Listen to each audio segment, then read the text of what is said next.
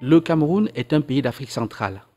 Comme beaucoup d'autres nations dans cette région du monde, son histoire est étroitement liée à celle du continent africain. Ses frontières géographiques actuelles n'ont pas toujours été celles que nous connaissons aujourd'hui.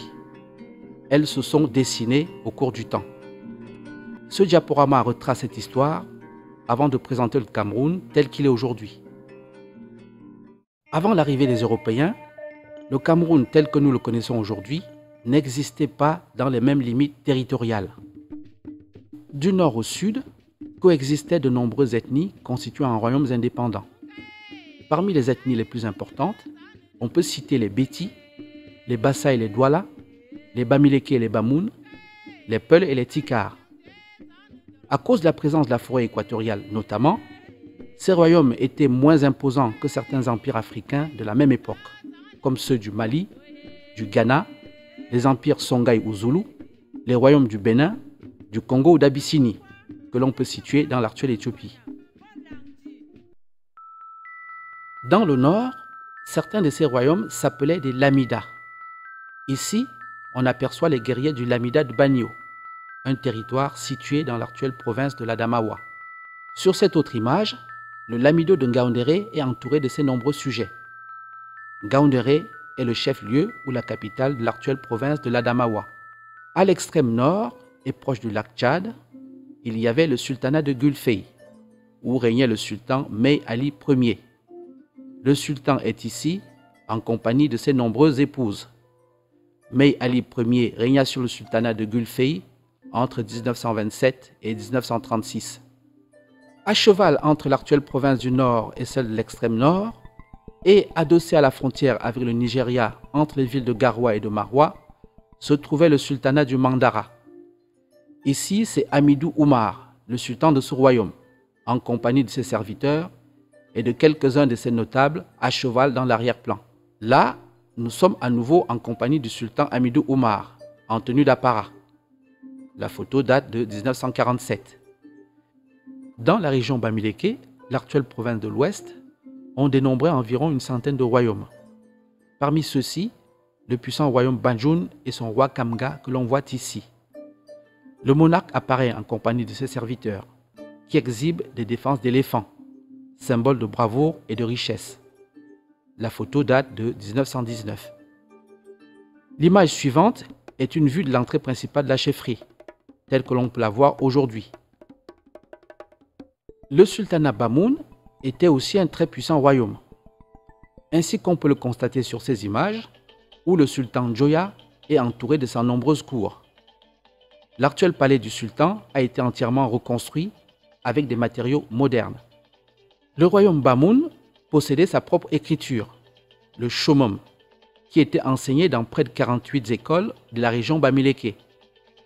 Ces écoles furent malheureusement interdites en 1921 par la colonisation française, inquiète de l'expansion de cette langue qui risquait de concurrencer la langue française. Le royaume possédait aussi sa propre architecture, bien visible à l'arrière-plan, caractéristique de la région Bamileke. Cette architecture utilisait essentiellement des matériaux naturels, bien adaptés au mode de vie des populations. Comme on le constate sur cette photo, même le colonna en était émerveillé. Le sultan Djoya majestueux, devant un édifice non achevé, au commandement d'une troupe de guerriers à cheval. Là, on le reconnaît malgré son turban à la tête, sur cette photo prise en 1919. Devant son palais fait de bois sculpté, de bambou, de raffia et de chaume, le sultan Djoya pose avec son chien. L'actuel palais, qui a été rebâti avec des matériaux modernes, est entièrement différent de l'ancien palais que l'on voit ici. La région Bamileke possédait une architecture qui lui était propre. On peut d'ailleurs le constater à travers cet édifice en construction quelque part dans la région. Cette architecture présente de nombreuses similarités avec celle que nous avons déjà vue dans le royaume Bamoun. Et si vous vous rendez dans la ville de Tchang, vous reconnaîtrez aisément son marché qui affiche de nos jours toujours ce même aspect très typique. Dans le royaume Bamoun, nous sommes cette fois-ci en présence d'un impressionnant édifice en chantier qui atteignait près de 12 mètres de hauteur hors œuvre. Il s'agissait probablement d'un bâtiment public ou d'une dépendance du palais royal. Sur ces photos, nous découvrons l'aspect extérieur de propriétés bamilékées des temps anciens. Ces demeures cossues devaient appartenir à des notables ou à des membres de la famille royale. L'architecture bamiléké était aussi à la recherche d'une certaine esthétique. En témoigne la décoration de cette porte d'entrée. Une vue panoramique de l'entrée d'un village bamiléké du début du XXe siècle. La photo a été prise en 1905. Les nombreux royaumes de la région bamiléké étaient aussi prospères les uns que les autres. Nous sommes ici dans le royaume Bana qui se trouve dans l'actuel département du Onkam. Le roi Api, au centre de la photo, est entouré de sa cour. On remarquera la présence de nombreuses femmes arborant bijoux et parures. Les deux femmes qui entourent le roi au premier plan sont assises sur des tabourets sculptés et perlés, symbole de richesse et de puissance. Toujours en compagnie du roi Api, entouré de 6 de ses serviteurs.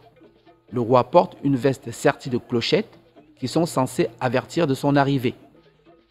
Il arbore une coiffure faite de plumes d'oiseaux rares et une peau de panthère sur son dos, symbole de la royauté. Il porte aussi sur son bras gauche un chapelet de bracelet en ivoire massif. L'ivoire avait à cette époque-là une très grande valeur marchande. Sur cette image, un roi bamiléké que nous n'avons pas pu identifier. Bien que les costumes soient sommaires, la richesse des parures ne passe pas inaperçue. Cette photo a été prise en 1919 devant un bâtiment cossu, typique des chefferies bamilékées de l'époque. Là, c'est un autre roi bamiléké dans la cour de son palais, en compagnie de ses enfants. Dans l'arrière-plan, l'omniprésence de cette remarquable architecture propre à la région. Sur cette image qui date de 1945, le roi Bazou est assis sur un tabouret. Il porte des parures qui ne laissent aucun doute sur son haut rang social. Ses pieds reposent sur un tapis en peau de panthère qui est un symbole de royauté dans la région bamiléké. Le roi Baham, qui n'arbore sur cette image ni bijoux ni attributs royaux, devait être en promenade quelque part dans son royaume ou ailleurs. Derrière lui, l'un de ses serviteurs porte l'épée royale. La tribu Bali se trouve dans l'actuelle province du nord-ouest du Cameroun et au sud-ouest de Bamenda, dans la zone anglophone naguère colonisée par les Britanniques. Cette zone a une réelle proximité culturelle avec la région bamiléké. Cette photo du roi Jonge date de 1910. Un autre royaume, un autre monarque, le roi Batontou assis sur son trône. La photo a été prise entre 1920 et 1940. Dans la région du sud du Cameroun, une région de forêt, il y avait aussi de nombreux royaumes. Le roi d'Ebolova est ici en compagnie de son épouse et certainement de ses nombreux enfants au second plan. On remarquera la coiffure très sophistiquée de la reine ainsi que l'impressionnante parure à ses chevilles.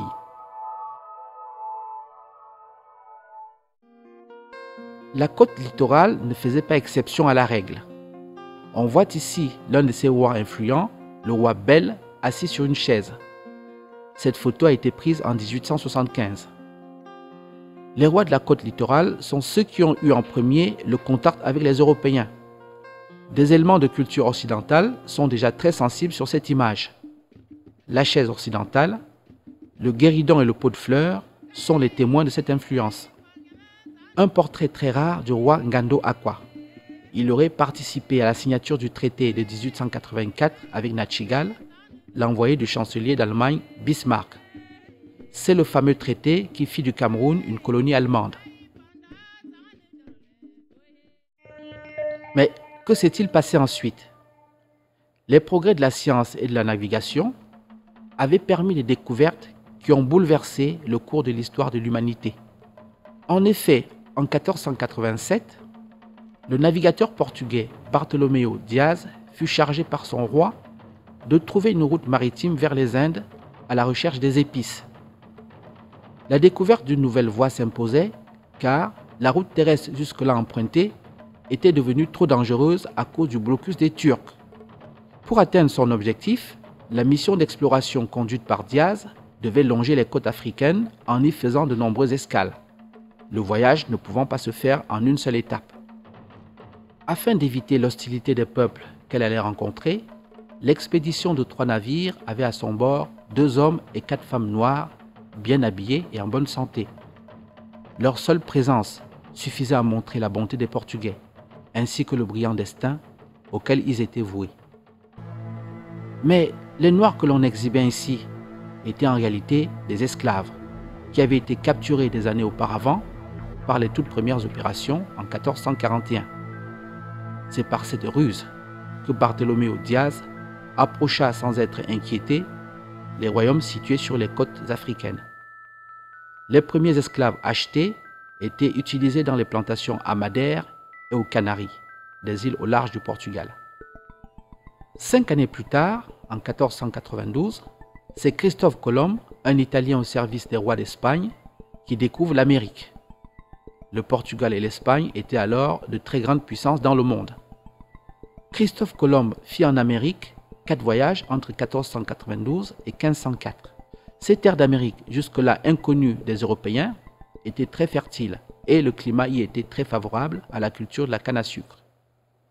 De nombreux colons s'y installèrent et commencèrent la culture de la précieuse plante à la base de la fabrication du sucre, une denrée très prisée en ce temps-là et même encore de nos jours. Or, la culture de la canne à sucre nécessitait une main-d'œuvre abondante. Initialement, celle-ci fut recrutée le cas échéant parmi les populations autochtones. Mais très rapidement, la demande se tourna vers l'Afrique. C'est ainsi que naquit le commerce triangulaire entre l'Europe, l'Afrique et l'Amérique. Les marchands européens qui s'étaient engagés dans ce trafic chargeaient dans leurs bateaux depuis la France, l'Espagne, le Portugal, l'Angleterre ou la Hollande des produits manufacturés comme les étoffes, les miroirs, les objets de parure, les couvertures, du vin, des barres de fer, des lingots de plomb, des armes à feu, des perles et même des coquillages. Pour mémoire, il faut se souvenir qu'à cette période de l'histoire, les coquillages avaient une grande valeur pour les Africains, car ils étaient utilisés comme monnaie dans certaines régions du continent. Une fois parvenus en Afrique, les produits manufacturés étaient échangés contre des esclaves, de l'or et de l'ivoire. Les pays africains concernés par ce commerce étaient ceux de la côte atlantique, comme le Sénégal, les Guinée-Bissau, Conakry équatorial, la Côte d'Ivoire, le Ghana, le Togo, le Bénin, le Nigeria, le Cameroun, le Gabon, le Congo et l'Angola.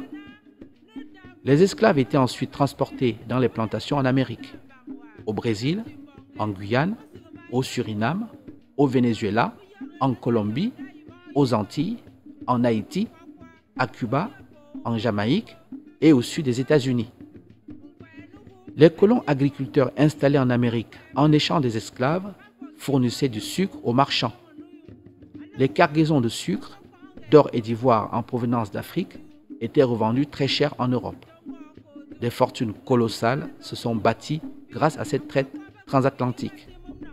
Comme on le sait, la vente des esclaves, leur transport ainsi que leurs conditions d'existence sur leur terre d'accueil se faisaient dans des conditions inhumaines. Les esclavagistes n'hésitaient pas à enchaîner hommes, femmes et enfants afin d'éviter les tentatives d'évasion qui étaient courantes.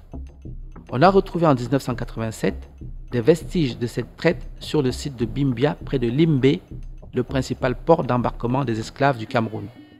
La traite transatlantique, encore appelée commerce triangulaire, dura 3 siècles et demi. Elle fut abolie une première fois en 1794 par la Révolution française. Puis rétablie par Napoléon en 1802, elle prit fin définitivement en 1848, soit près de 4 siècles après ses débuts. Elle vida l'Afrique de millions d'hommes, de femmes et d'enfants. Mais l'Afrique n'allait connaître que 3 décennies de répit. En 1880, une grave crise économique éclata en Europe. Suite aux graves difficultés sociales engendrées, la crise de 1880 fit naître dans les esprits des dirigeants européens l'idée que l'Afrique pourrait être une porte de sortie de la récession. En effet, ils avaient besoin de l'apport économique des terres d'Afrique bien pourvues en richesses naturelles et en main-d'œuvre pour redynamiser leur économie à bout de souffle. C'est ainsi que Nachtigal, un envoyé du chancelier allemand Bismarck, signa un traité avec quelques rois de la côte littorale du Cameroun. C'était le 14 juillet 1884. Sans en être conscient, ces rois avaient engagé l'avenir de tous les autres royaumes pourtant indépendants. Quelque temps après, et comme il fallait s'y attendre, les troupes allemandes débarquaient. Elles étaient prêtes à mener les guerres de conquête aux peuples qui refusaient de se soumettre à leur souveraineté. En dehors du Cameroun, l'Allemagne possédait 3 autres colonies, le Togo, la Namibie et la Tanzanie. Dans le même temps, d'autres nations européennes s'étaient engagées dans la course aux territoires coloniaux. Cette compétition interpuissance entraînait une immense confusion et même des risques de conflit. La conférence de Berlin de février 1885 avait pour objet de prévenir les conflits qui risquaient d'éclater à tout moment. La carte de l'Afrique, telle que nous la connaissons aujourd'hui, commençait à se dessiner.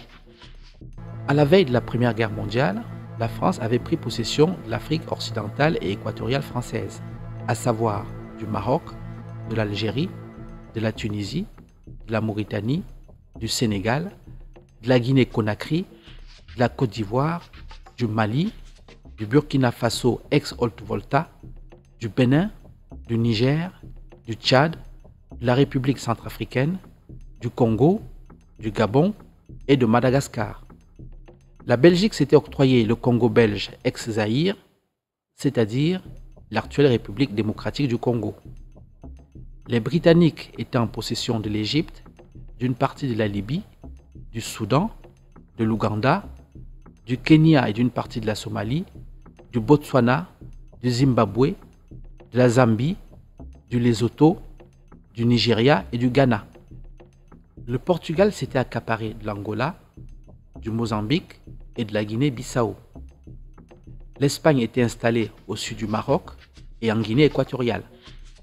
L'Italie occupait une partie de la Libye, une partie de la Somalie et une petite partie de l'Éthiopie, l'Érythrée.